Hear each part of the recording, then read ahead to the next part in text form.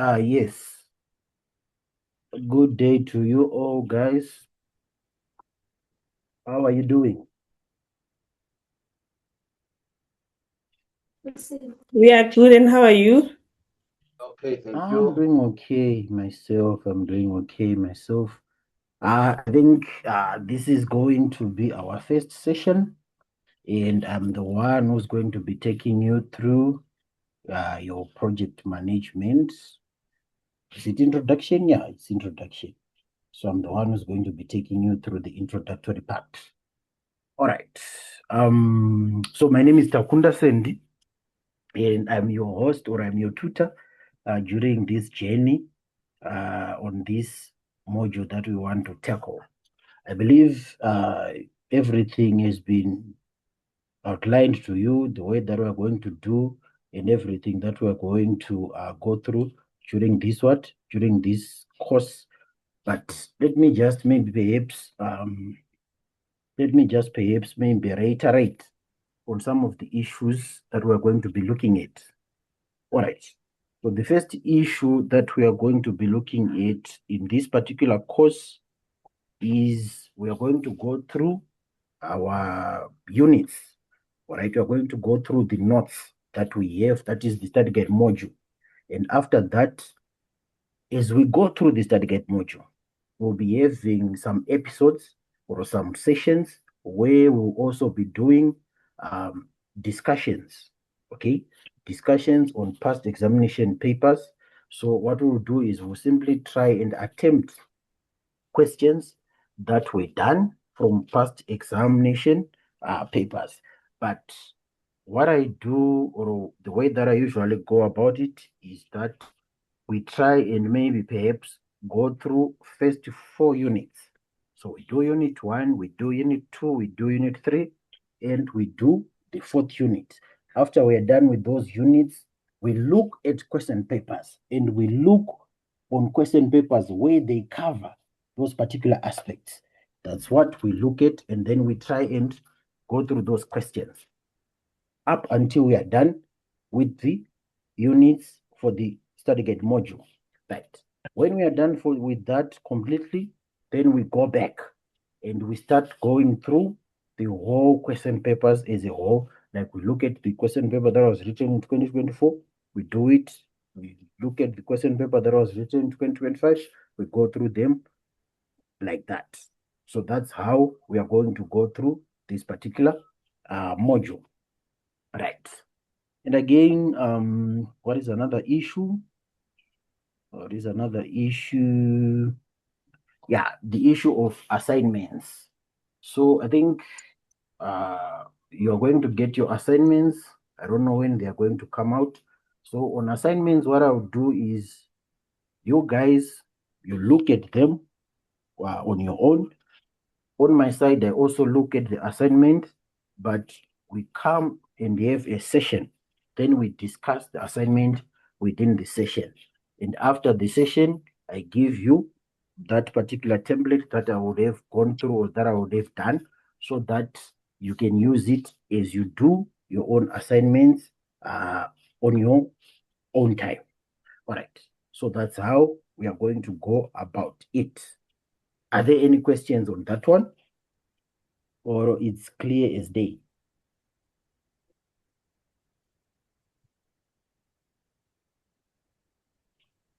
Okay.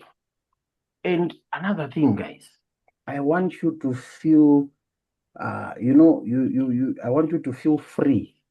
Okay, I want you to feel free as we are doing what we are doing. Feel free to ask if there are any aspects that you don't get. Please feel free to ask. Remember, we are learning and we are continuing to learn. So sometimes there are some aspects that maybe I would have skipped. If you know something that we can add on, feel free to chip in. You just raise your hand and then we'll give you the floor. You tell us what you have experienced or what you particularly know about those particular aspects. Because remember, some of us, we are at work and we face different experiences in different environments. So sometimes some of the other aspects might be clearly explained from what you are facing within your particular organization. So for the purposes of learning, we will be learning more things that on our own we would not have we would not have discovered. So that's how we are going to go through this particular module doing. Right. So for today, I think for today we just need to do an introductory part. Remember, this particular module has got 8 units. So we need to cover them expeditiously so that we have more time for revisions and more time for doing other stuff. But I can promise you that within 2 months or so, we are going to be done. And by the time we go to final examinations, everything will be in order. All right. So let's see. All right. Like I said, we've got 8 topics that we need to cover here. On the first one is introduction to project management, and on there we are just going to be looking at what a project really is, the concepts that comprises of projects, or maybe perhaps characteristics of what a project entails, right? The different types of projects that are available, right? Maybe how do we select a project when an organization has got different number of projects that are there? Which projects must we select, or which project must we do first before others can be attended to?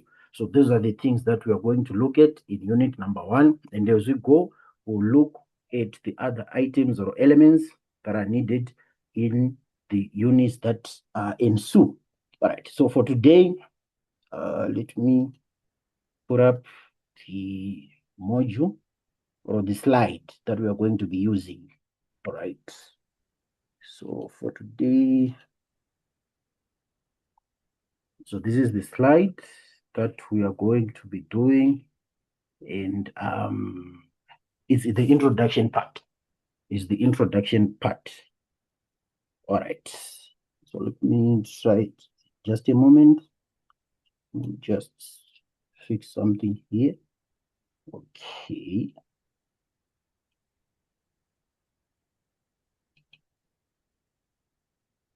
All right. Fine.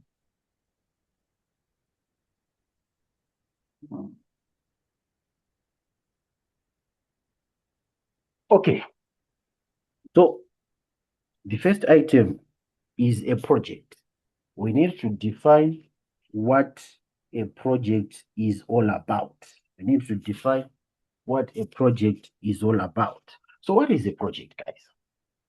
A project is simply, before I go there, anyone to try and tell us what you think if you hear the word a project? What do you think of when they talk about a project? Anyone to try?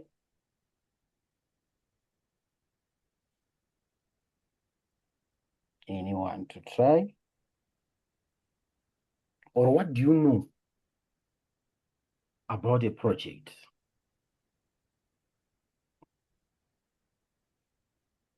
All right, it's okay. So when you talk about project, guys, it's just an activity, all right? Or it's just an endeavor that you need to do in order to reach a particular outcome or a particular desired result. That's what a project is all about. So when we're talking about a project, we are saying in an organization, right, you have a specific product or you have a specific service that you want to give to the people or that you want to give to consumers, right? So that particular product, for you to have it a tangible, completed product to give to the consumers, what must you do to have a particular product that maybe perhaps the consumers or the market demands? You do activities or you do different operations to get that particular product. But to get that particular product, all these operations or processes that you go through, they define what we call a project. So a project is an endeavor or any activity which consumes time. Remember, for you to get that desired outcome or that desired product or service, you need time, right? It consumes money. Obviously, you need some form of cash, or it needs some form of money to input into those processes and materials that you have so that you have a desired outcome, right? It needs human effort. It needs technology, because remember, sometimes most of the projects that we do them by or through the use of technological means also, right? Within the limits in terms of scope, right? What are we saying? We do all these things within specific boundaries. Okay, when I say specific boundaries, I'm saying there are limitations that when you want to come with a certain product, that product is got specs that needs to be adhered to, or that product has got specs that needs to be completed. So to complete those specs, you need to go within specific boundaries on items that you are going to include, so that you come up with the desired outcome. So a project is defined as a series of tasks which must be completed to reach a desired outcome. All right. So here, guys, they are just different definitions that talks about a project. Some of them I put them there so that you have a bit of some understanding, because remember, when you are defining a project, you need to bring out the items that makes or that constitutes a project. Like, for example, here we are saying that a project is any series of activities and tasks that have a specific objective to be completed within specification, okay? That has got a defined start and end date. That has got also funding limits, because when we are doing projects, we don't have infinite resources. We don't have infinite funding. So obviously we perform a project within a stipulated or allotted budget. So we've got limits there. So it has funding limits. It consumes human and other resources and are multifunctional. So that's again another a solid or in-depth definition that tries to show all the aspects that a project entails, right? According to Van der Waal, folks, projects are unique and differ greatly in terms of their scope, objectives, organizational settings, stakeholders, and fields of application. So, like, these definitions are just talking about, guys. When you talk about projects, someone is may we kindly mute our microphones so that we don't have interference here. Okay. All right. All right. Right. I'm saying, guys, that's what a project is. Okay? But someone mute the microphone. All right. Guys, can we cut microphones? Noctula, can you mute, please? Noctula, you are disturbing us. Noctula. All right. Thank you. Right. Like I said, we're talking about a project, and we said it's an activity or an endeavor which consumes time, money, human effort, and technology with limits in terms of scope. Right. So there are careers that you find in project management. Okay. There are careers that you find in project management. You can find a career in project management under construction. So when you are looking at project management in construction, you can be a project manager in construction, whereby you are responsible for construction of malls, right? Construction of homes, houses, constructions of dams, construction of bridges. So that's a career that you can have in construction under project management, or you can be a project manager under construction, right? You can also have a career, maybe perhaps in energy, right? You can have a career in energy. What we'll be doing in energy, you'll be perhaps developing new energy systems. For example, if you check at ESCOM there, they were having issues with their current existing plants that they use to develop or to generate electricity. So you can have a career there as a project manager whereby you develop new energy systems or you work on improving the existing ones. Again, maybe you can also have a career as a project manager looking at the solar power system is another dimension, or even the wind. You know, when you talk about wind, you talk about wind turbines. You look at places like Cape Town where there are a lot of winds. So you can be a project manager and then you go into the wind energy generation sector using the wind, but it's also under energy. So as a project manager, you can have a career there. You can also have a career maybe in engineering, okay, whereby we're talking about designing of new products, new systems, designing of new softwares. So under engineering again, you can have a career as a project manager. And software development, you can have a career in marketing or even in consultancy. You can also have a career as a project manager. When you're talking about consultancy, you can work in a consultancy as a project manager whereby you make use of your skills, okay, to come up with different objectives, designs, and plans for other organizations that needs those particular skills. So your career in project management can be broad and you can be included in different sectors. So as a professional, what is a project manager? All right, remember we've defined what a project is. So you as a professional, when you're looking at you as a project manager, we expect you to organize, we expect you to plan. We expect you to execute projects within budgetary and time-related constraints. All right.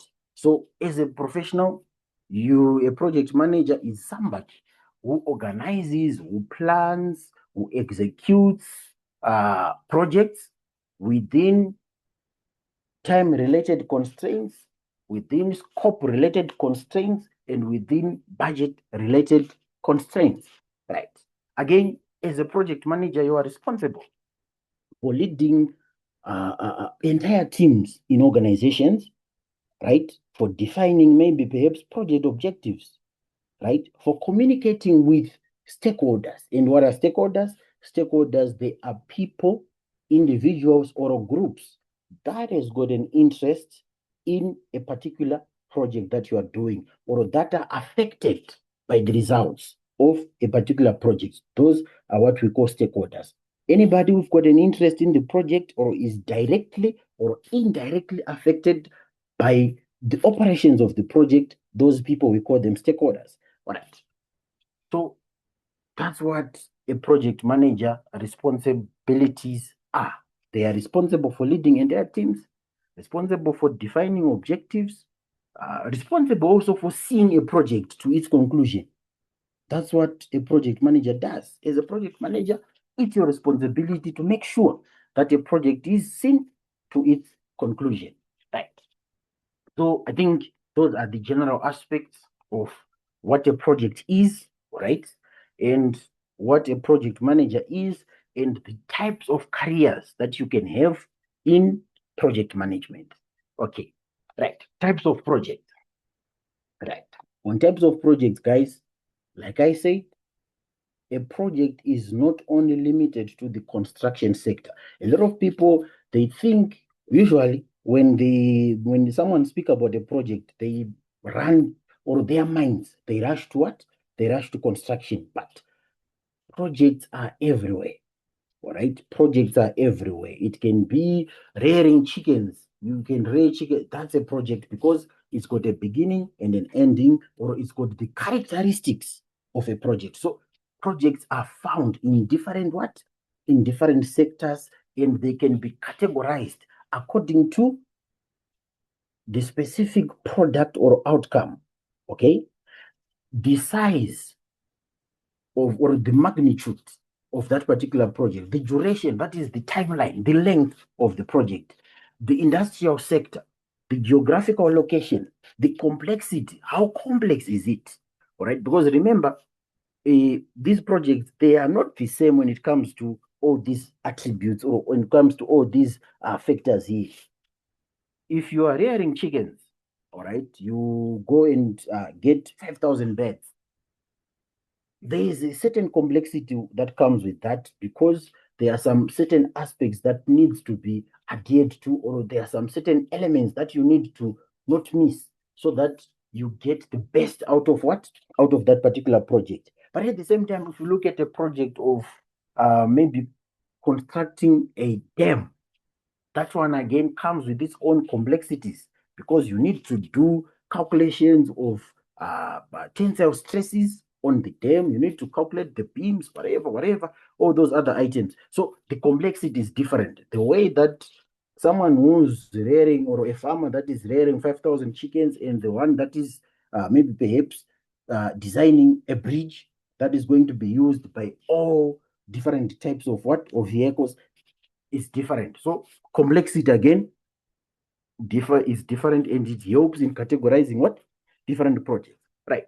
So there are types of projects, like I've said, that are different. You have administrative projects, like maybe perhaps installing a new accounting system, new product development, whereby you develop a new car, or even you develop a budget-friendly car that the market is requiring, all right? Research, whereby you investigate a chemical or you develop a new drug. Like, for example, if we check last time, we were having COVID. So people, they did what? They came up with ways, or people went into researches and they researched the vaccine. Some they come up with what was called vaccine. Some they come up with Johnson and Johnson, all right? Some they come up with Pfizer. So all those different, they were research projects that were being done, right? Construction, building a house or building a mall or building a dam, that comes also under what? Under construction. An event like planning a wedding, or planning a birthday party, or even planning maybe a graduation ceremony day, that one also, or even planning a marathon day, okay? That can be a project also, right? So these are the types of projects that you can find, and these are examples. They are not exclusive to these ones. There are many different types of projects that even are not even listed there. So, like I said, as you go into project management, be open-minded, and you must know that there are different types of projects that can be done, right? Project management. So usually project management is synonymous to management, in the sense that what you do in management is what you also do in project management. But the only difference being that when you're looking at project management, you are given some specific limitations, whereby you have a specific timeline that you need to adhere to, right? As opposed to management, all right? Whereby, again, when you are doing a project, you need to operate within a specific budget as opposed to management. And whereby, again, at that particular moment, you need to come up with a product or a service that you agreed to, or that you agreed with your respective stakeholders. So that's only the difference there, but they are synonymous because they explain the same thing. Right. So on project management, we are saying that it involves planning, leading, organizing, coordinating, and controlling of resources within a given time frame and budget to achieve a clearly defined objective. All right. So that's what project management is all about. There's nothing much there. We are simply making sure that we plan, we lead, we organize, we coordinate, and we control resources so that we come up with a product, or so that we come up with our particular deliverables, okay, within our specific timeline and our specific budget. That's what project management talks about are there. All right. So again, in the spirit of that, we have what are called organizational processes and projects. All right. So on these two aspects, we are saying in your organization, there are some things that you do on a regular basis. All right. Those things, they don't change. Like, for example, maybe coming up, or maybe processing, all right, processing salaries for workers every month. That process does not change. We know that it's something that is repetitive, and that's going to be happening on a monthly basis. We don't know until when, but it's something that is standard, and that is already, or that already carries on and on and on. That one, we call it an organizational process, because it's something that repeats itself and does not end. But when you talk about a project, remember, I said, what about project? I said you usually do it according to the confinements of a project, according to the characteristics of a project. So mostly a project has got a beginning and an ending. It does not continue to happen like what a process does. If it's a project, you do it and then you say, we are done. And then if there is a product or a service that you come up with, you give it to the respective client or to the respective stakeholders, and you close the project. But when it's in process now, it's something that we cannot close. It's something that continues on and on and on and on and on. Right. So let me give you an example of the difference between project and processes within an organization. Right. Let's look at, say we look at Datsun. Okay, we look at Datsun. So in Datsun, they develop, or they manufacture vehicles, right? As they manufacture vehicles, maybe you, the consumers or the market, the people within the market, or maybe let's look at, maybe say the transport industry. Okay, guys that are doing both, they come up and say, no, we want Datsun to make us a vehicle that is less than 1 liter capacity, a vehicle that is cost effective, a vehicle that is so and so and so. They give parameters, or they give specifications that they want within a vehicle, and a vehicle that costs maybe 140,000 rands, a new vehicle. These are the things that the market want. So you go to Datsun and you tell them that us as Bolt or us as Uber, we want this particular vehicle, right? What does Datsun do? Datsun, remember, it already has got processes that it do, because it already manufactures what? It already manufactures vehicles there. But now they have been given specifications, and they have been given what the market wants, or a particular product, a particular vehicle, which the market is demanding. So what do? They don't just combine those things and come up with a vehicle. They start a project. And that project is to come up with a particular vehicle that meets all those criterions, or that meets all those those requirements. Right. So to come up with that particular vehicle, that's a project on its own. So what do? They start from design. They start from material selection. They start from all the processes. And remember, as they'll be doing those things, they'll be making some tests, some runs, so that whatever they are coming up with is synonymous with what they were asked for by the what? By that group of boat drivers. Okay, right. So as they do that, maybe this project is given a specific budget of, say, 500,000 to come up with that vehicle. So what they do, the guys at Datsun, they start working on that, and then they are also given a particular time frame to say, in 5 months, guys, you must be done with this thing. So they do that up until they what? They come up with a particular product. So at the end, maybe in 5 months' time, they've come up with a vehicle, it's a 4-door vehicle, and it does all those things that were asked for by the particular clientele or by the particular market. That is a project. Because we say a project has got a beginning and an ending, and the project's aim is to come up with the desired outcome or a product. So that becomes a project. That one is done. Right. But now, when that one is completed, the project, people come from different places. There may be celebrations because the product is working. The product is what the market wanted, and the product is there. They have produced a vehicle there. So that's a project.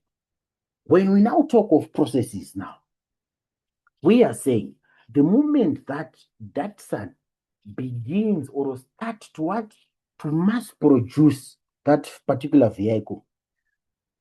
By mass producing, there is nothing new that they are now doing there. They have set up all the necessary assembly operations that are needed. So what is just happening there is maybe within in each and every hour, there are 10 vehicles that are produced, or in each and every hour, there are 5 vehicles that are produced.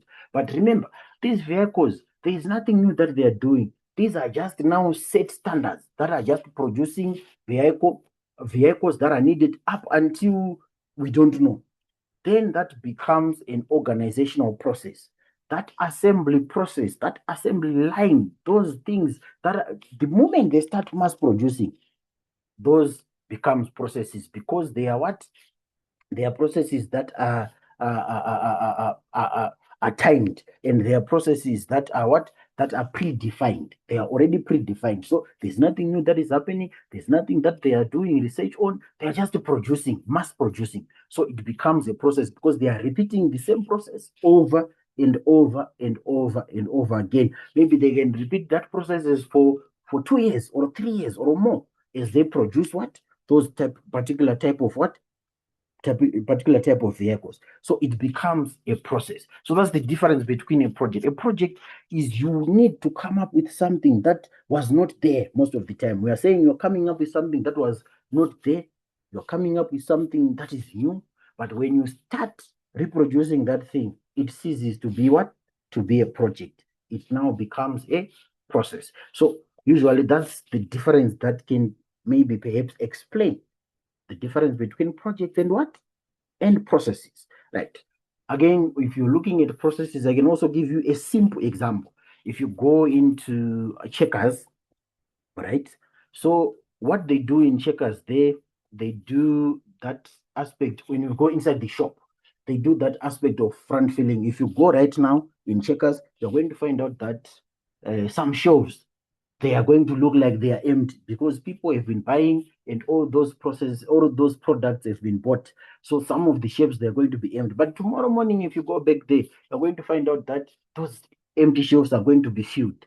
So the process goes on like that. Tomorrow, people will buy the whole day, and at this particular moment or at this particular time, around this time, you're going to find out that those shelves again maybe may also be a bit empty. Tomorrow, the same process. So it's a process because it's something that is repetitive, something that is done on a daily basis. All right. So that's the difference between these aspects. Right. Let's read there. One perspective is that projects are things that have never been done before, whereas processes are things that are repeated. Like I said, from that example that I've just given, a project involves the creation of something new or the implementation of a change, whereas a process is designed to generate value through the repetitive execution of a task. So coming up with that new vehicle, that's a project because we are creating something new. All right.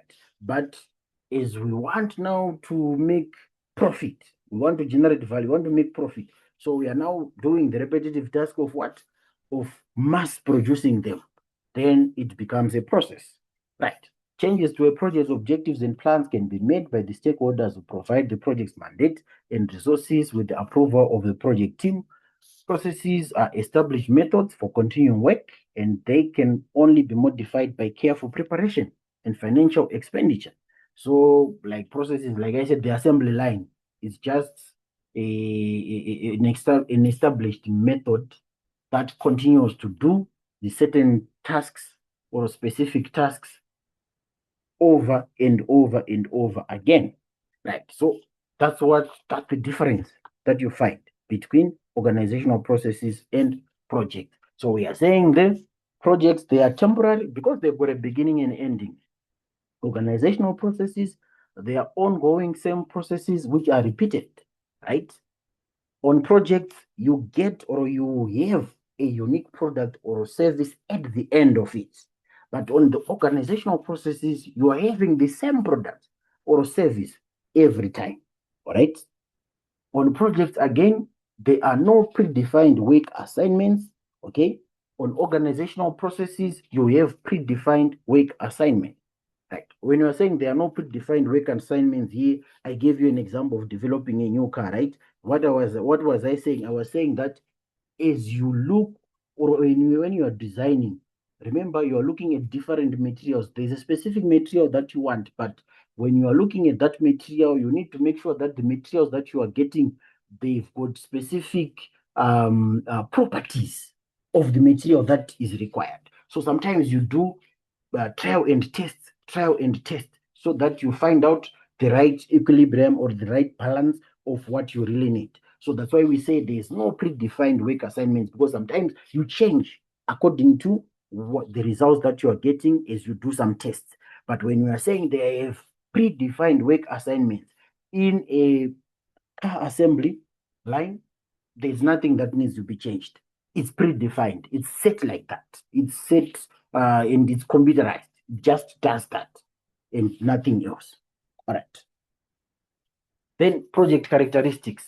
So from the way that we were explaining that project or that product, you can deduce the characteristics of a project. We are saying it's temporal because it does not go on and on and on. It has to come to an end where we have a finished product. So a project is what is temporal or is temporal. It has got a beginning and an ending. It's an endeavor. Why? Because it involves effort and work. All right. A project's aim is to create. That is, it has got an intention to produce something new. Right. A project is unique, one of a kind, rather than a collection of identical items. A project is non-routine. That is, it does not follow a specified direction, because sometimes you do tests and you change some aspects. So there's no specific direction that you need to look at. Right. A project is limited by time, cost, and resources. Remember, like I said, there's a specific timeline you're given, right? They are when you're looking at a cost, you are not given infinite budget. You are given a specific budget to work with. So it's limited by cost again. And resources is limited by resources. Why? Because there are specifications that you need to include within the particular project. If you are making that, you want to make the vehicle that we said was going to cost 140,000, we cannot use reinforced carbon steel, right? Or carbon fiber. We cannot use reinforced carbon fiber to make that particular product, because reinforced carbon fiber is very, very expensive and is the one that is used to make maybe perhaps supercars like Lamborghinis and whatever. So you can't use that. So you are limited also by what? By the resources.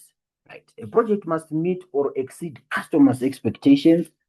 This one, you need also to exceed the expectations of your customer. That is, it should be satisfactory to the customer, that they will be wowed to say, wow, this is a nice thing.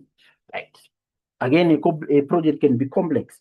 Remember, I was talking about the different complexities that you find within different projects. So a project can sometimes be complex. Right. Then we look at project scope. Right. We look at project scope. So when you are looking at the project scope, guys, most of the time, the project scope addresses what are called the 5 Whys and H of a project. What are these 5 Whys? First Y, first W, sorry, the 5 W's. The first W is, what is the project all about? What does the project intend to do? That's the first W. Second one, who are the participants or stakeholders, and who are also the targeted beneficiaries within the project? That's the second one. Third one, where is it going to take place? That is, where are we going to perform or execute our project? We are looking at location. right? Another one, when will it be done? We are now looking at the timeline aspect. Why is it being carried out? All right, we are saying, yes, there is this project, but why do we need to do this project? What is it that this project is going to do to particular beneficiaries? Is it going to improve their lives? Is it going to, what is it that is going to do? Right. So the last one, which is the H, how is it going to be run? All right. How are we going to what? To execute this particular project. So the scope of a project, it looks at those items, the 5 W's and the H of the project, right? So what is project scope? What is project scope in a nutshell? So usually I tell people that for you to not, to understand it much easier, when you hear about scope, just transpose it or just replace it with work. So we are saying project scope, we were saying project work. What am I saying? What is the work that needs to be done for us to reach a particular outcome, or for us to have a particular product or a service? That's the scope of the project, the work that you need to do in order to what? To get to your particular objective, right? So project scope refers to the explicitly defined parameters of a project, outlining the work included and excluded to ensure the successful achievement of the project's objectives, right? So when you're talking about the scope here, guys, we are saying it includes all the work that needs to be done within a project. And it also shows you the work that is not needed within the project. That's what the scope is all about. Okay. So the project scope defines the comprehensive set of tasks which are necessary to deliver the project outputs, right? In accordance with the established requirements, constraints, and assumptions. So, like I said, they are saying it defines the comprehensive set of tasks, but it defines the amount of work or the work attributes, the work items that you need to deliver your project outputs or your project deliverables. That's what a project scope is all about, right? Scope statement. So when you talk about the scope statement, we said a project scope, it shows what? The amount of work that needs to be done. So a scope statement, it shows you what? The type of work that the project is going to include. Okay, so we are saying here, scope statement outline the deliverables of the project for the benefit of stakeholders, especially the end users. So it outlines everything from deliverables, from the description of the project, the objectives that you need, the justification why we are doing what we want to do, all right? The features of a product or service, the particular needs or the particular specifications or the particular requirements, and maybe the success criteria that again is going to be included. When we talk about success criteria, we are saying for a project to be done or for a project to be said it has been completed, there are some certain elements that we say when these elements have been met within this particular project, then we call that project a success. All right. A statement of work. So it's just a detailed description, all right, that shows the work that is going to be done on a particular project. So it's a legally binding document which captures and defines all the work managerial elements of a project. That's what a statement of work is all about. All right. Then a project charter.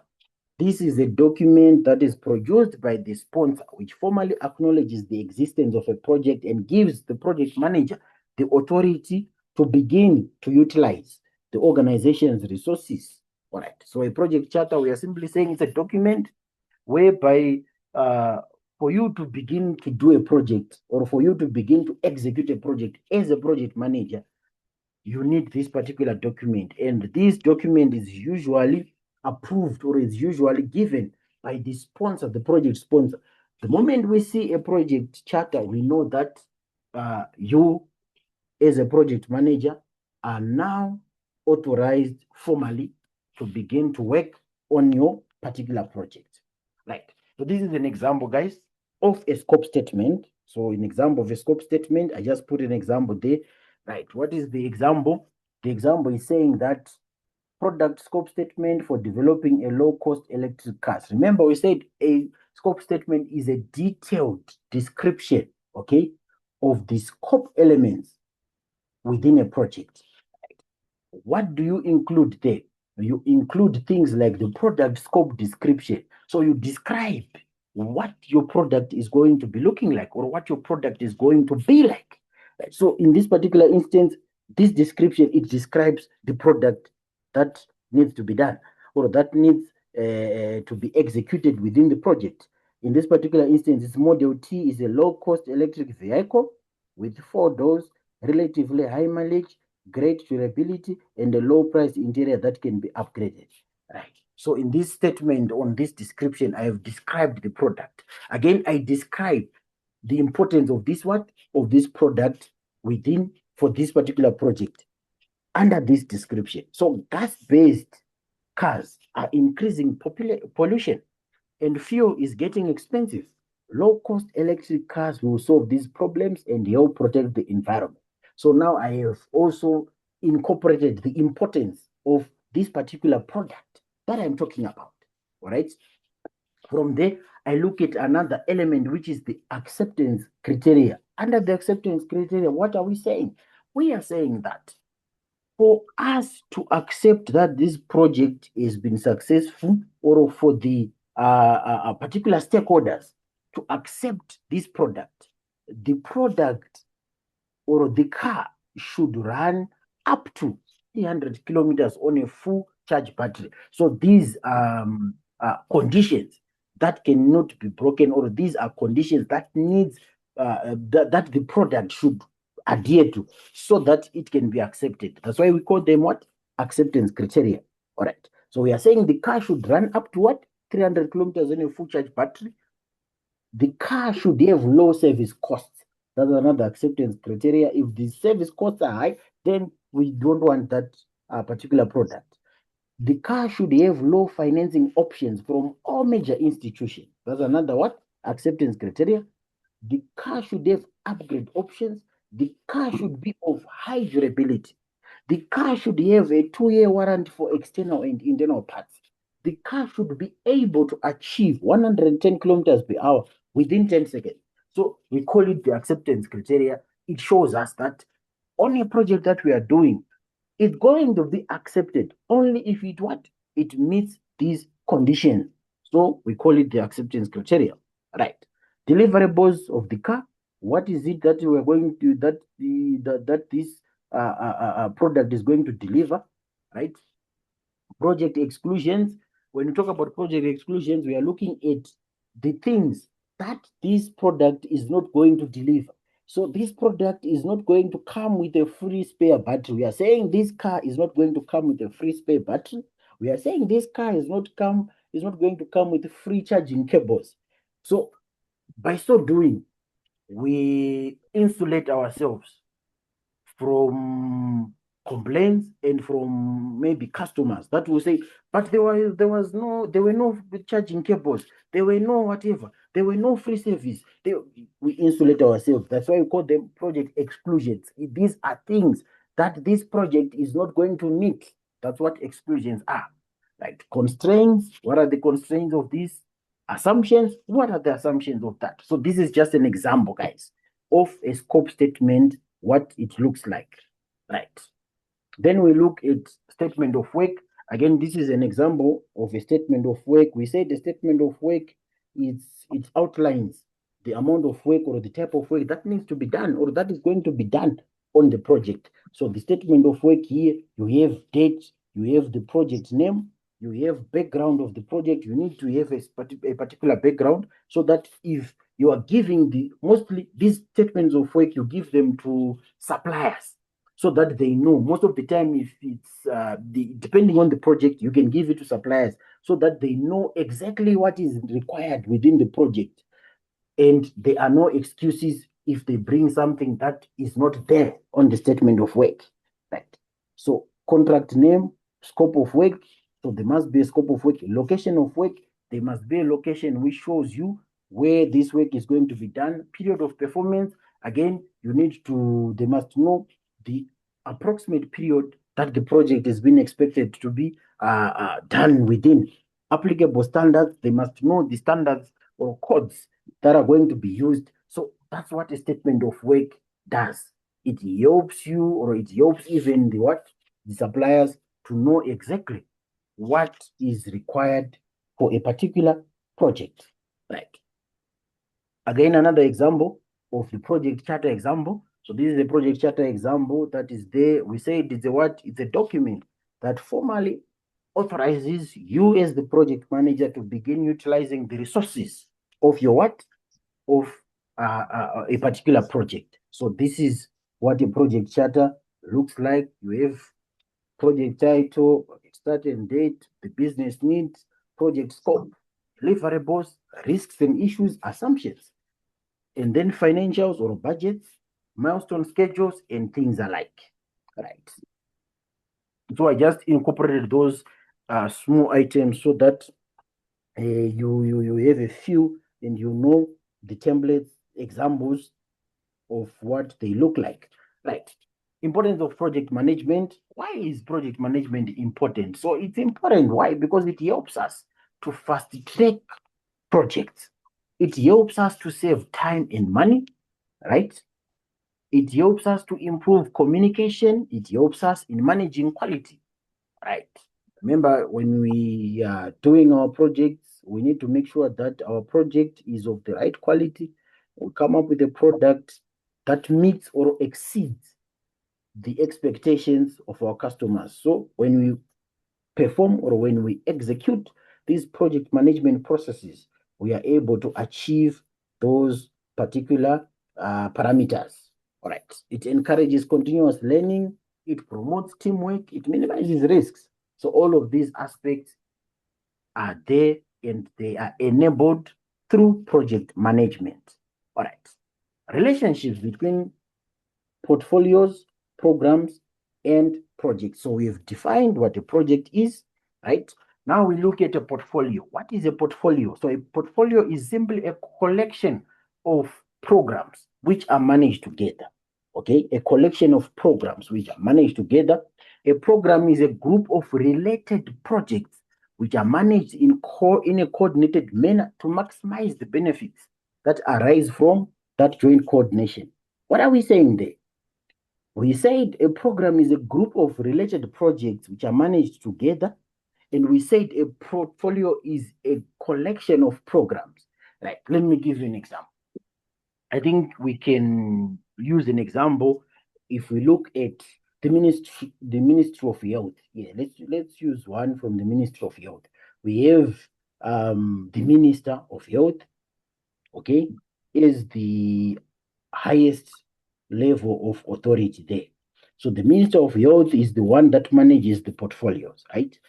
In the portfolios that the Minister of Health have, we have communicable disease portfolio and we have non-communicable diseases portfolio, all right? Under the communicable disease portfolio, we have different programs because remember we said the portfolio is a collection of programs. So what type of programs might we have? We might have a program of, say, a TB control program, okay? A malaria control program, because they are communicable diseases, right? We can have an HIV and AIDS control program. We can have a COVID-19 program, because it's again a communicable disease, right? So in these particular programs, we said in a program, you'll find a group of related projects. So if we take, for example, say the COVID-19 program, within that program, there are group of related projects like what?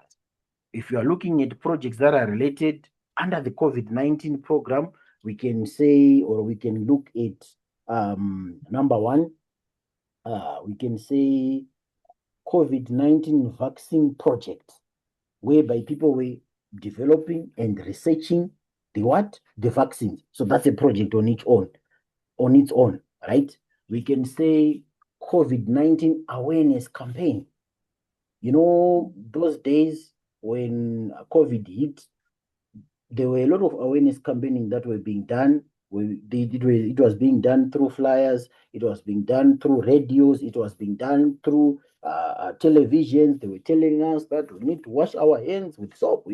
So those are awareness campaigns. So that one on its own can be a project also. We can call it a COVID-19 awareness project, because it was a project that was being done, that was being conducted through various means and various techniques. Again, we can have a COVID-19 vaccine project, whereby we were now being told to go and get vaccinated. So that aspect of vaccinating was a project on its own, because they had to erect different booths or different vaccination points in towns, locations, in maybe halls in different areas. Some were going to hospitals, some were going. So they made sure that you have a vaccination center within a radius of 2 kilometers, so that it become easier for everybody to get vaccinated. So that was a project again on its own. So now we are saying we are having the vaccination project, we are having the awareness campaign project, we are having the research of the vaccine project. So all these projects, they are projects that are related, because we need to manage them together, because there is a coordination between these projects. So when we combine them, we get a program, which is the COVID-19 program.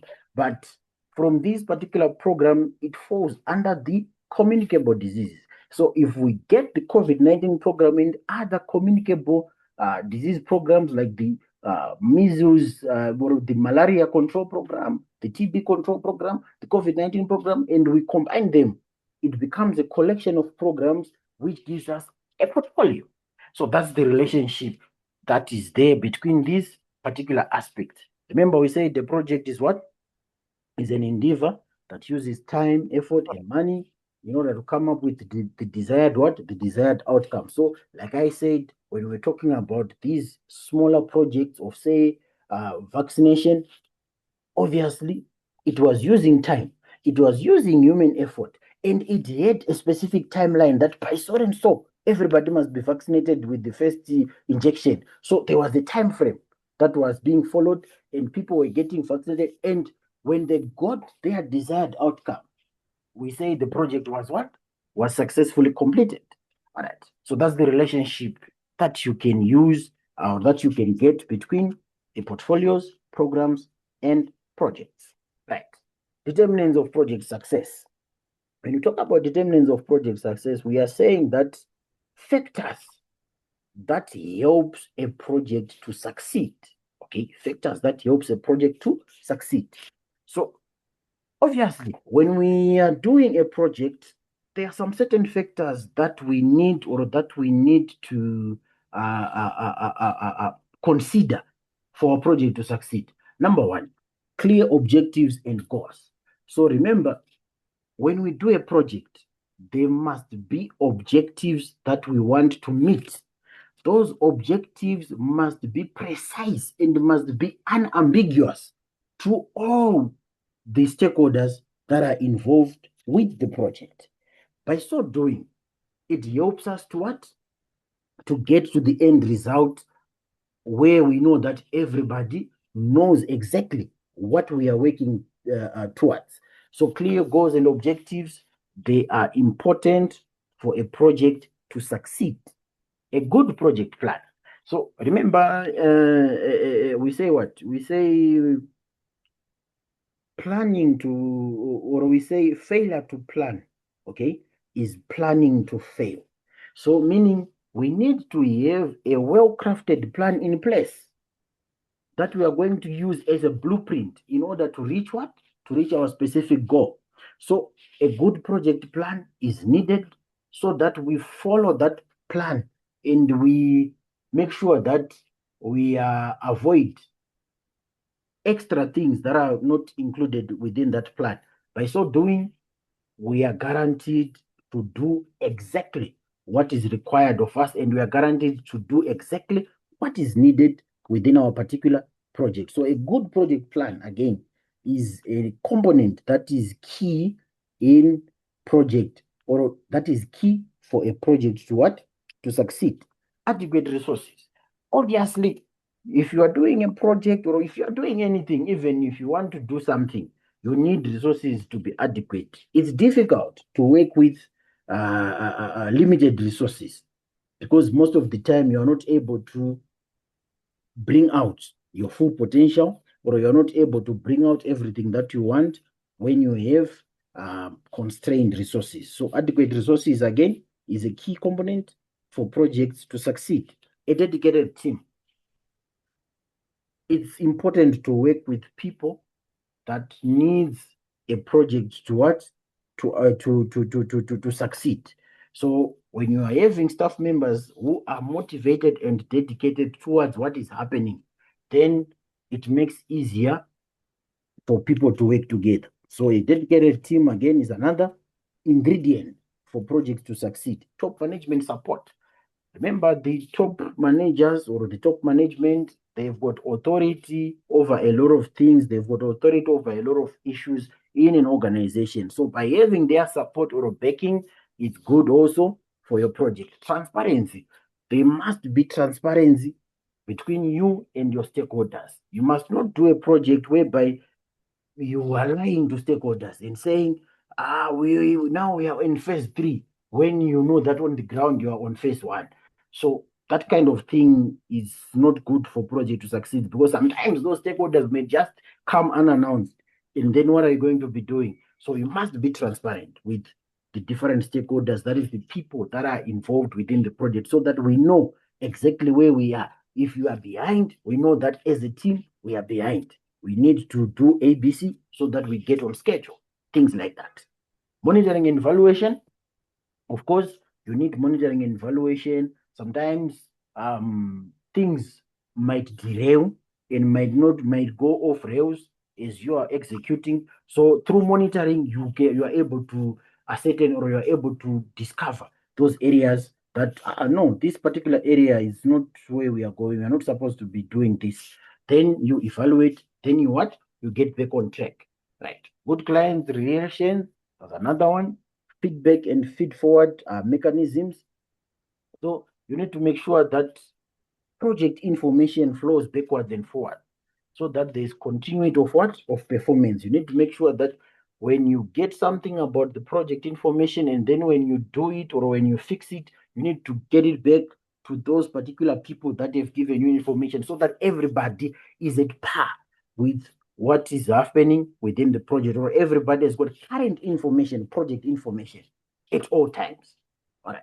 So all these guys, they are determinants of project success, or they are elements that we need for our projects to what? To succeed. Right. After those items, we look at organizational structures. Okay. Organizational structures. So as projects, or when you are performing projects, there are different organizational structures that are usually followed, right? When you talk about organizational structures, it's not different from the structures that perhaps you have in your organizations. Remember, you have organograms that you use in your organization, which shows hierarchies within the organization, that there is the CEO. After the CEO, there are directors, so and so and so. There's the director of maybe director of say human capital director, HR director, operations director, and what? Then under the HR director, you go to different what? Different other people there. So that structure, it shows the hierarchy of different individuals within the organization, the different functions or roles that they perform, right?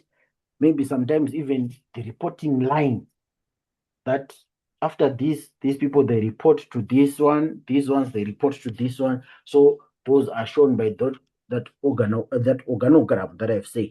But in projects, you have structures that you can use also, right? You have structures that you can use also to show hierarchy within projects, right? So these structures, there are usually three major ones. You have what is called the functional structure, you have what is called the projectized structure, and you have what is called the matrix structure, right? Under the functional structure, guys, it's a structure, okay, that is used to organize workers, right? So in this particular structure, workers are organized or are categorized according to their speciality, meaning that in this structure, you have a specific department. So if you have skills, okay, that falls under a particular department, you go in that particular department. What am I saying? I'm saying that in this structure, right, you have managers of different departments. So these managers, they are usually called functional managers, right? You might have a functional manager, or maybe you might have different departments like the production department, the marketing department, the engineering department, the accounting department. So under those departments, that's where you find what? Different people with different what? With different skill sets. All right. All right. I don't know what the class is ending in 10 minutes now. By 20 past, we'll be done. By 20 past, we'll be done. All right. So in this particular structure, information concerning the project is coordinated by what? By the functional managers. We are saying the production manager, the marketing manager, the engineering manager are the people that coordinate on information that pertain the project. What am I saying? Like, if we look here, guys, from this photo, project coordination is done here, meaning this functional manager might be the production manager, this might be the accounting manager, and this one might be the operations manager. So these managers are the ones that pass each other information concerning what? Concerning the project. If, say, here we are looking at the accounting manager, he or she wants something from the production manager, they communicate with the production manager. And if the production manager doesn't know that item, he or she goes to the staff members. Then the staff members, when they find that item or solve that item, they go back to the production manager. And the production manager will go to the what? To the accounting manager. So project coordination is done at the functional level in this particular instance. And those other people that are working under these managers, they just do their specific work or their specific jobs. All right.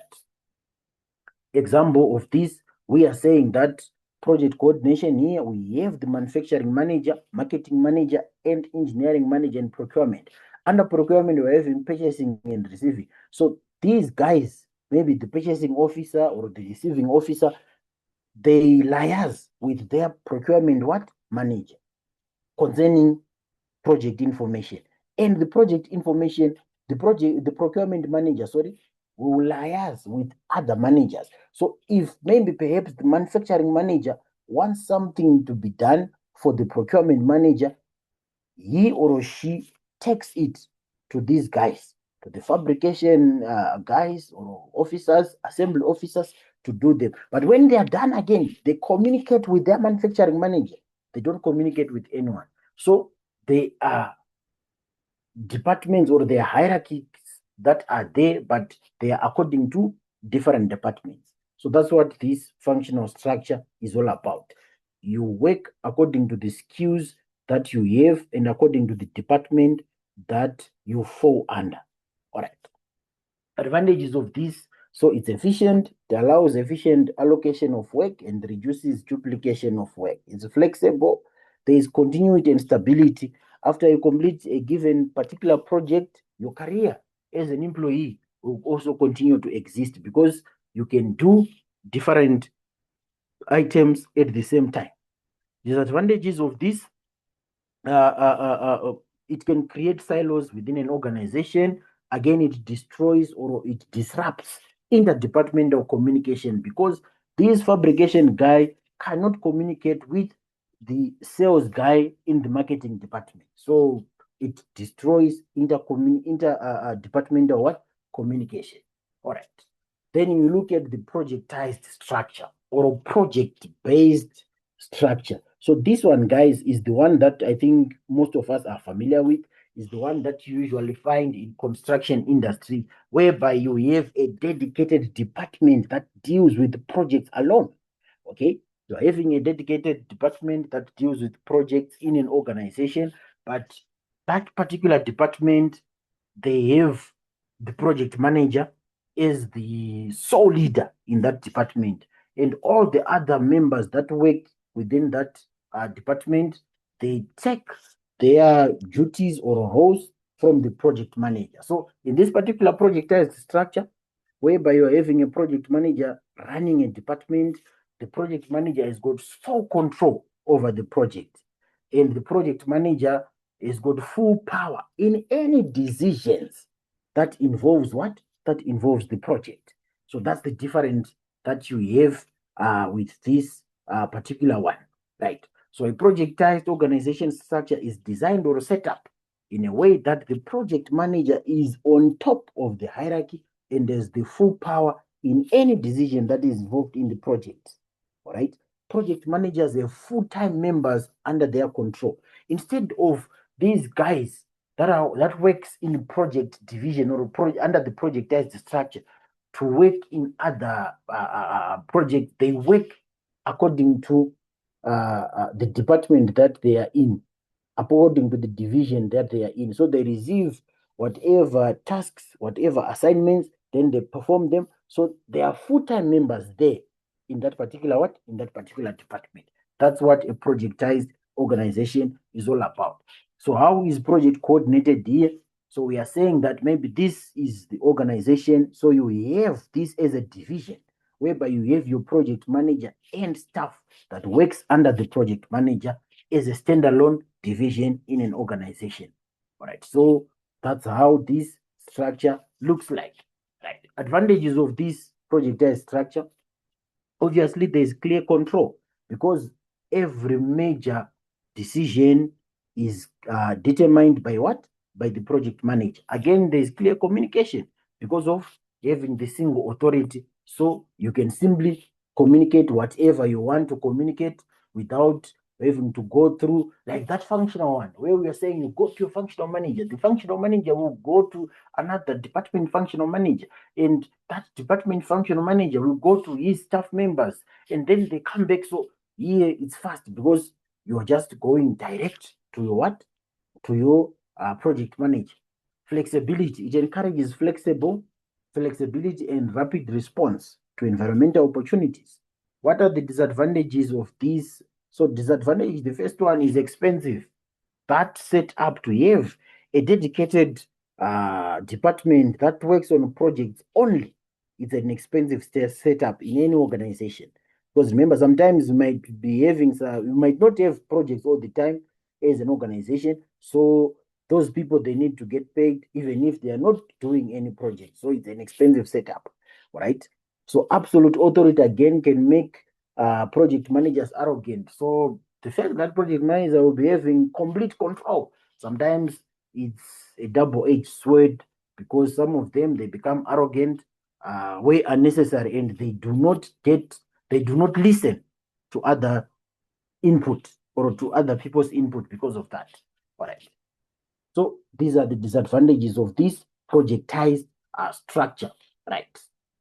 This is an example of a project-sized structure. Like I said, you usually find them in the construction industry, where you have the construction project manager and all the other different guys that will be working with the construction manager for construction purposes, right? Then matrix structure. So matrix structure is the last one. Usually it's a hybrid system, or it's a hybrid function, or it's a hybrid structure that seeks to use the benefits or advantages that you find in a functional structure and a projectized structure. All right.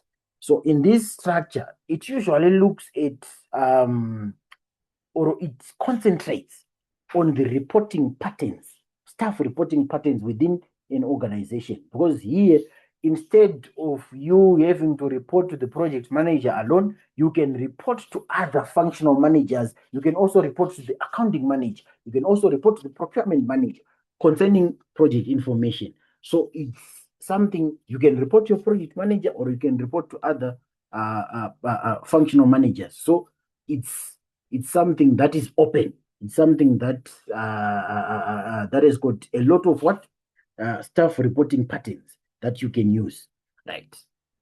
Again, it's divided into 3 subtypes. You have what is called the weak structure, you have what is called the balanced, or you have what is called the strong matrix structure. When you look at the weak matrix structure, it resembles, okay, the functional organizational structure the most. What am I saying? I'm saying, remember when you talked about the functional organizational structure, I said project coordination is done between the functional managers.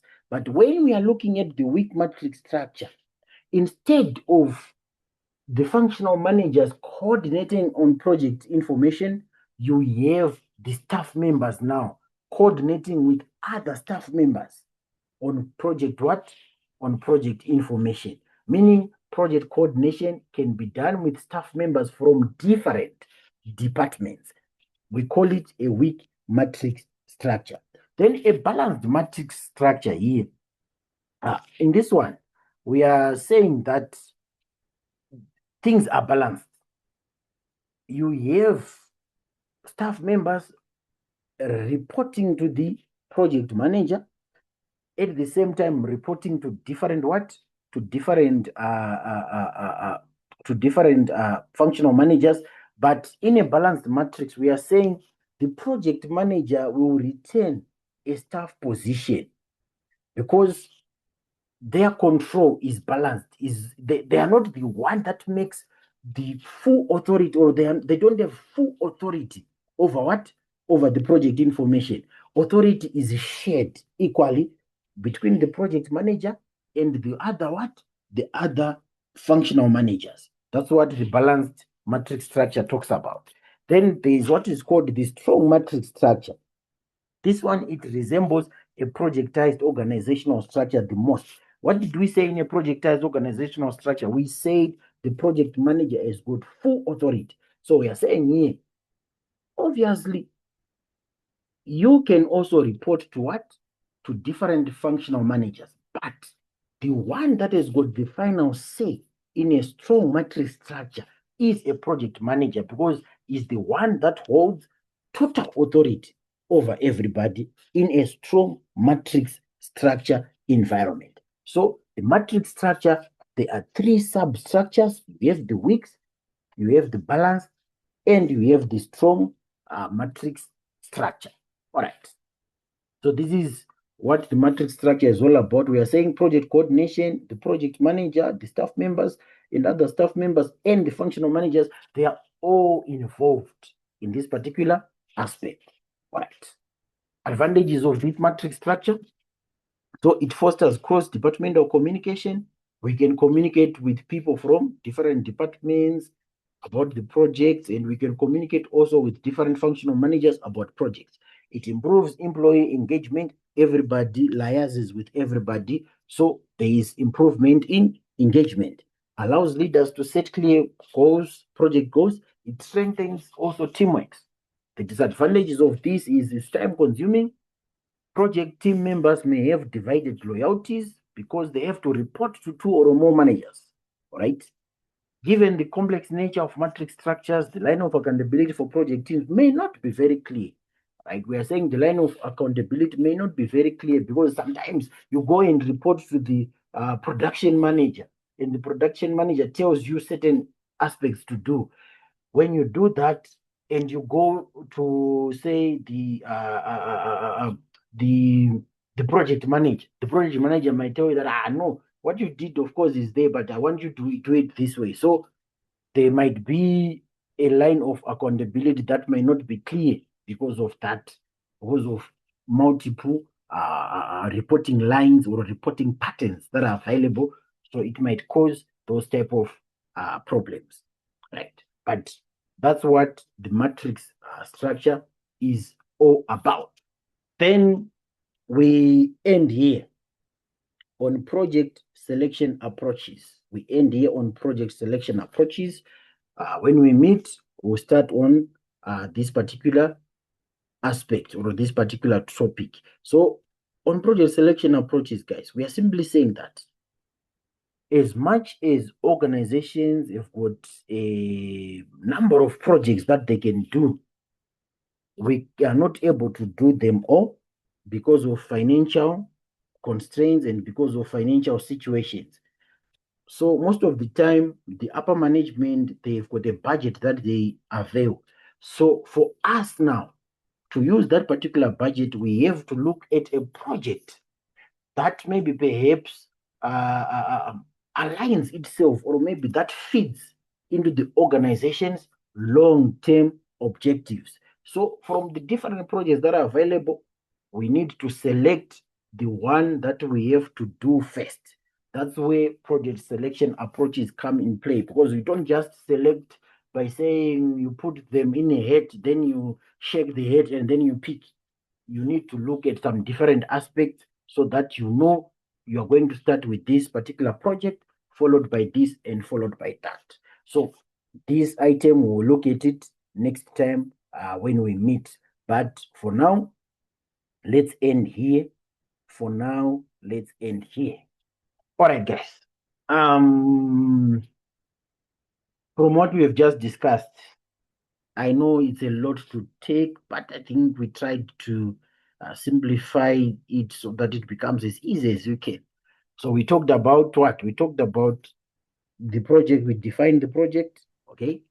We looked at the characteristics of a project, we looked at the differences that you find on project operations and what? In project processes and projects, all right?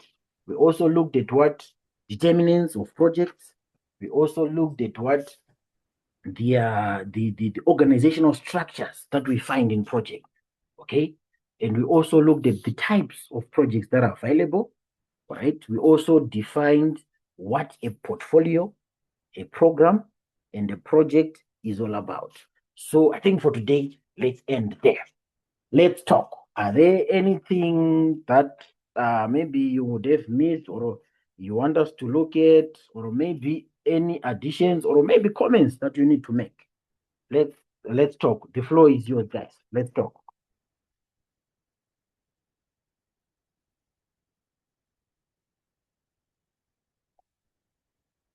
Yes, guys. Let's talk. Just anyone, you can just say something. If you just say something so that I know that we were there. Yes, Katlego. I think for the first session you really went like in. So maybe but it was a great session, very informative, but it was just overloaded. It was just overloaded for me today. I don't know about the others. Thank you. All right, it's fine. We'll try and not overload next time. Right, others? Information overload. Come on, guys. Come on, guys. Yes, Ellen? It was a bit hectic. We'll go through it, process it. Maybe it's just the first week. All right. We'll go through. All right, it's fine. Don't worry, you're going to get it. Not all right. Next time I won't overload. We'll just do it slow, slow, slow. All right. Others, we are fine, all right?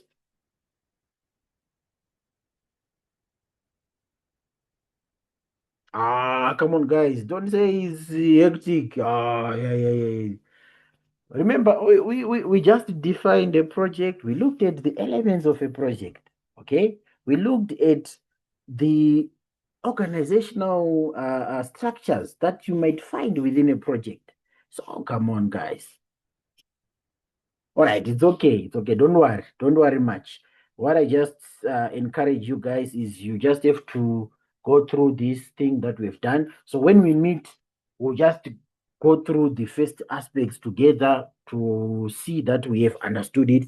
Then we continue on that other aspect that we have left there. But I don't think for the first day it was too much. All right. I understand you. It's okay. It's okay. Next time I won't give you more information, but we'll rewind on what we have talked about for next week. Then we see where we will get as we go. All right. So guys, let me release you. Enjoy the rest of your evening. All the best in your studies. By the time we finish, everybody will be a guru in project management. That's my wish, and that's what I wish for you all, guys. So thank you. Let's call it a day. Bye-bye. Bye. Bye-bye.